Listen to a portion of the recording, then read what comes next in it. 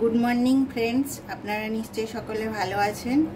আমি আজকে আরেকটা রেসিপি এনেছি চাল কুমড়োর। চাল কুমড়োটা আমি এই রকম ভাবে কেটে নিয়েছি পাতলা পাতলা করে। আর চাল কুমড়োটা আমি 15 মিনিট মতন নুন মেখে রেখে দিয়েছিলাম। তারপর 15 মিনিট পর নুন দিয়ে যে মেখে রেখেছিলাম ওটা খুব চিপে চিপে ধুয়ে নিতে হবে। তারপরে ভেজে নিয়েছি। তাহলে আমি সরষের তেলটা দিয়ে দেব। চাল কুমড়ো খেতে খুব ভালো লাগে, নিরামিষও ভালো লাগে। যদি নিরামিষ ভাবে বানাবেন পেঁয়াজটা দেবেন না। এখন জিরেটা হয়ে গেছে, আমি একটু পেঁয়াজ দিয়ে দেব।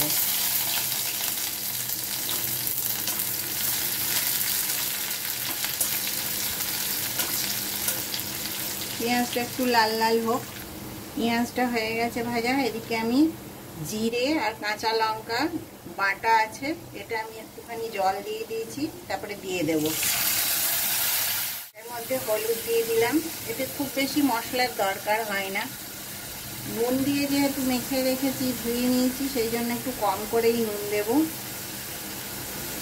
দরকার হলে আবার পরে দেবো। এই মশলাটা আমি কিছুক্ষণ কষে নেব। এটাকে কষছি।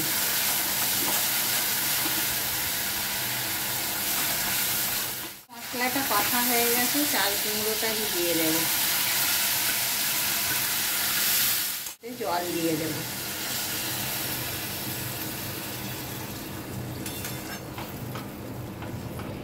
এতটা জলেই সেদ্ধ হয়ে যাবে।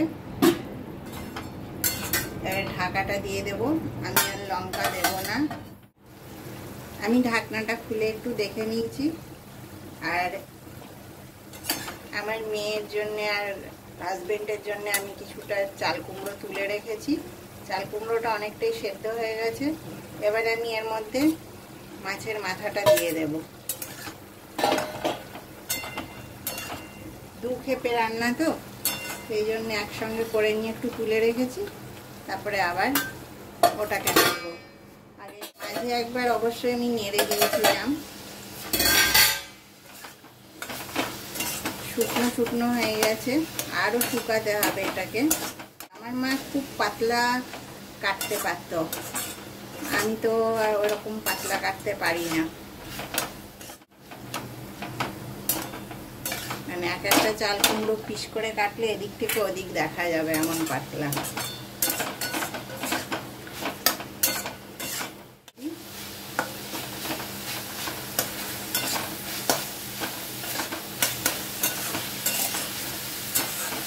আপনারাও একবার এইভাবে চাল কুমড়ো বানাবেন। এই চাল কুমড়ো চিংড়ি মাছ, মাছের মাথা সব কিছু দিয়ে খেতে খুব ভালো লাগে। আমার চ্যানেলটাকে আপনারা লাইক শেয়ার সাবস্ক্রাইব করবেন। আর যারা আমার নিয়মিত ভিডিওগুলো মন দিয়ে দেখেন, তাদের সময় বার করে তাদেরকে অসংখ্য ধন্যবাদ। এবার আমি এর মধ্যে অল্প চিনি দেব। চিনি দিয়ে দিলাম।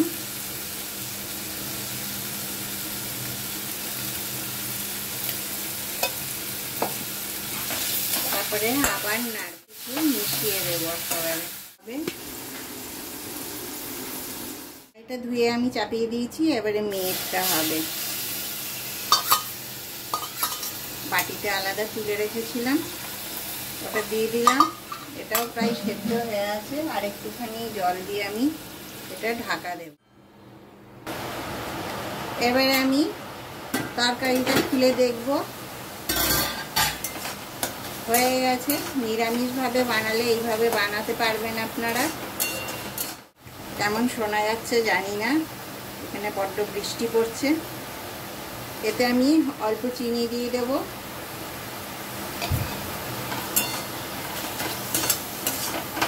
আর এটাও একেবারে শুকনো করে নামাবো। ঠিক আছে বানানো। এবার আমি নামিয়ে নেব।